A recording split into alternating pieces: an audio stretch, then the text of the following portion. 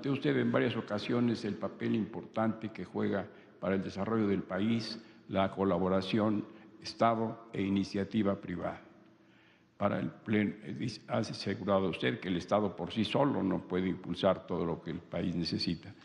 En este resumen, en esta síntesis de sus años de gobierno, ¿colaboró, estuvo a la altura la iniciativa privada o fue avara, fue egoísta, quiere ser ventajosa? ¿Cómo describiría usted al final esa relación, señor presidente? Ahora te contesto. Mira, Gracias. esta es la frase que más me gusta de Washington.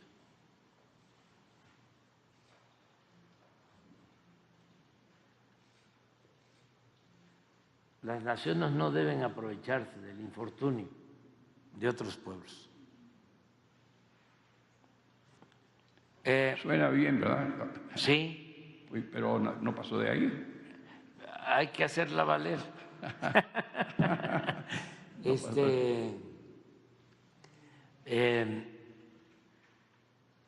Ha sido muy buena la participación de la iniciativa privada, del sector privado. Sí. Mira, en el gobierno nuestro han ayudado en la transformación los 4 motores de la economía. El sector público, como nunca se reactivó la inversión pública y se demostró que es fundamental. Si hay inversión pública, hay empleo. Todo lo que fue el periodo que tú conoces bien de el desarrollo estabilizador, que se le llegó a considerar como el milagro mexicano. Sí, señor. En materia económica, tuvo que ver con la inversión pública. Claro. Mucha inversión pública. Pujante, sí. Sí, se hicieron las carreteras, se hicieron las presas, se hicieron los hospitales, ¿sí? Mucha obra pública, los ferrocarriles. Eso mismo a nosotros nos ha ayudado, porque la construcción del Tren Maya ha significado 500,000 empleos. La construcción de la refinería de Dos Bocas significó casi todo el sexenio 35,000 empleos diarios directos. Era algo extraordinario, muy gratificante ir y ver construyendo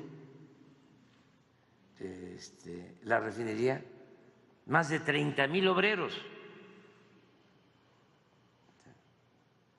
Entonces, la inversión pública es importantísima. Es muy importante el sector social. Nosotros tenemos, además del sector público, tenemos un sector social excepcional. Ayer hablaba yo de los trabajadores. Ayer en la noche me tocó ver el video, la segunda parte de del documental de Pigmenio sobre el Tren Maya. Y lo que más me gustó de este video, que va a pasar hoy a las 9 de la noche, es que lo dedica fundamentalmente a los trabajadores, a la forma como los trabajadores mexicanos hacen las grandes obras. Entonces, ese es el sector social. Sí, señor. Luego está la inversión extranjera, que ese es otro motor, el tercer motor de la economía. tenemos inversión extranjera récord. El año pasado, 35,000 millones de dólares.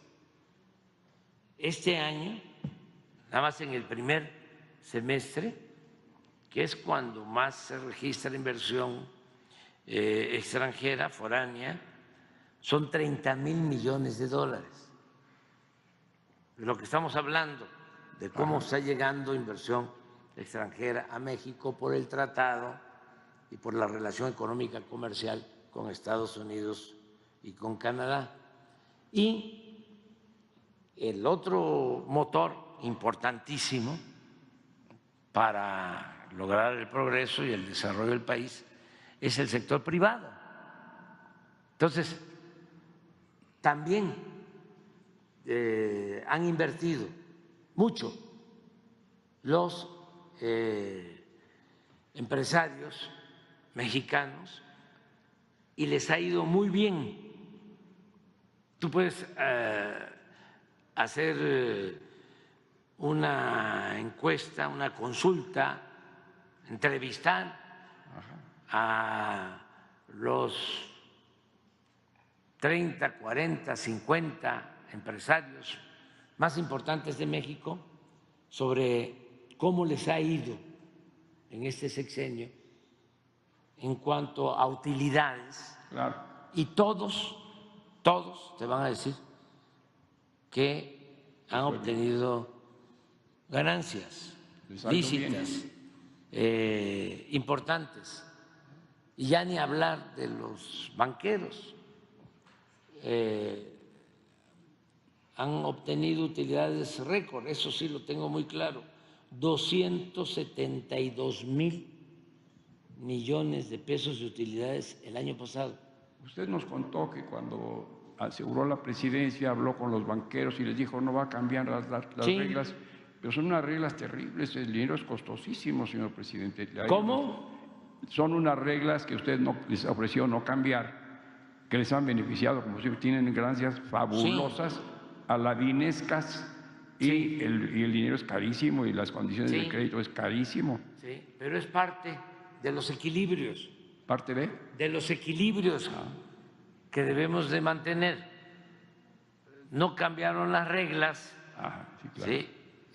Ellos siguieron invirtiendo en México y nos garantizó no cambiar esas reglas, que se mantuviese estabilidad económica, financiera.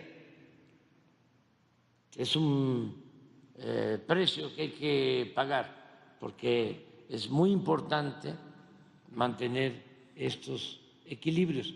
Desde luego, si le va bien a la mayoría del pueblo, porque yo puedo, Miguel, y me estás tratando un tema muy importante, yo puedo decir que le fue bien en mi sexenio, y se puede probar, a empresarios y a banqueros, pero muy bien, como nunca en la historia. Pero tengo la dicha de poder decir también que le fue muy bien a la mayoría de los mexicanos y sobre todo que sacamos de la pobreza a millones de mexicanos, como no sucedía en décadas. Y puedo decir que aún con las utilidades de empresarios y banqueros se redujo en México, porque le fue bien a los trabajadores, le fue bien a los campesinos, a la mayoría de nuestro pueblo, se redujo la desigualdad. Voy a poner un ejemplo. Sí, señor presidente. La diferencia cuando gobernó Calderón entre un rico y un pobre en México. El rico tenía 34 veces más en promedio que el pobre. 34 veces más. Y ahora, de acuerdo al INEGI, esa diferencia se redujo a 15 veces, de 34 a 15. ¿Los pobres son menos pobres? Los pobres son menos pobres. Y eso es mi gran satisfacción. Entonces, siempre menciono el dicho choco jarocho, ¿Cómo es? campesino, que cuando la milpa se da bien, alcanza hasta para el pájaro. Alcanza. Sí, el modelo nuestro, que no vamos a patentarlo porque creo que va a quedar de manifiesto, que es totalmente distinto al modelo neoliberal, significa apoyar abajo para fortalecer el mercado interno, que haya ingresos en la mayoría del pueblo para que consuman, que no haya crisis de consumo, y esto ayuda al comercio, ayuda a la industria y llega hasta arriba. El modelo neoliberal que impusieron y que siguen aplicando en otros países es ayudar arriba con el sofisma, la mentira de que si le va bien al de arriba, salpica. Sí, la riqueza llega abajo, como si la riqueza fuese contagiosa o permeable, y eso no es así. ¿Sí? Entonces, como decidimos llevar a cabo esta política, que es única, no se aplica en otros países, no es presumir, pero vino la crisis de la pandemia, sí, y lo que me vinieron a sugerir era que hiciéramos lo mismo, que incluso contratáramos créditos para apoyar arriba. Me vinieron a plantear una moratoria en el pago de impuestos. Me acuerdo que el dirigente de empresarios me dijo, mire, si no acepta, además, ya que lo mencionaste, tuvo cosas muy buenas, A él se le deben dos cosas, por ejemplo, muy favorables. Una, que él entendió que había que aumentar las cuotas de participación de los empresarios para que recibieran mejores pensiones los trabajadores, porque con las reformas que hizo Zedillo y Calderón, al jubilarse los trabajadores iban a recibir solo el 30% de su salario. Entonces, Carlos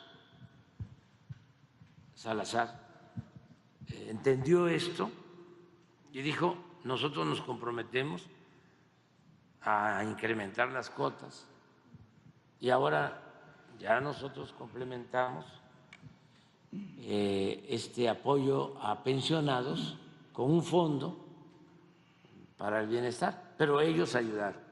Y él ayudó también mucho en que aceptaran los empresarios los aumentos de salario que sacamos por acuerdo unánime en 5 de los 6 años, solo uno.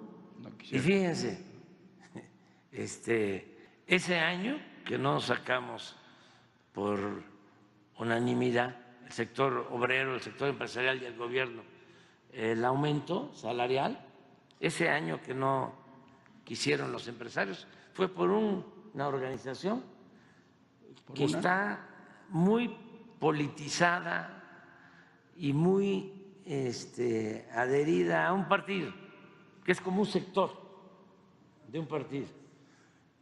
Pero hasta las organizaciones empresariales más fuertes habían aceptado. Es más, cuando se rechazó por parte de esta organización y no se logró el consenso, hasta se molestaron algunos empresarios, grandes. Pero fue la única ocasión que no logramos consenso. Entonces, todo esto se lo debemos a Carlos. Lo de gasoductos también él ayudó en buscar un acuerdo. Ahorramos con una negociación, en vez de cancelar los contratos, 4.500 millones de dólares en la negociación a favor de la Comisión Federal de Electricidad, porque habían entregado en el gobierno anterior contratos verdaderamente leoninos. Bueno, pero en este caso, cuando la pandemia, me dice que me plantean una tregua. Los impuestos. De los impuestos. Y le digo, no, porque nos quedamos, como decía don Isaac Saba, el finado Isaac Saba, que lo recuerdo mucho, porque tenía sentido del humor y éramos amigos. Y una vez le dije, don Isaac, ¿cómo va a andar con ese carro? Está muy viejo, cómprese otro. No, dice, porque me desacompleto. y sí tenía, ¿no?, para comprar otro, pero entonces casi le dije eso, no, nos desacompletamos. O sea, ¿cómo? Y me contesta, ¿sí?, es que es mejor la tregua porque de todas maneras no van a pagar. No va a recaudar nada. Y se equivocó. Afortunadamente sí recaudamos y salimos adelante. Pues, cuestión de equilibrio entonces su gobierno. Gracias, señor presidente, le aprecio muchísimo su muy buen trato. Oye,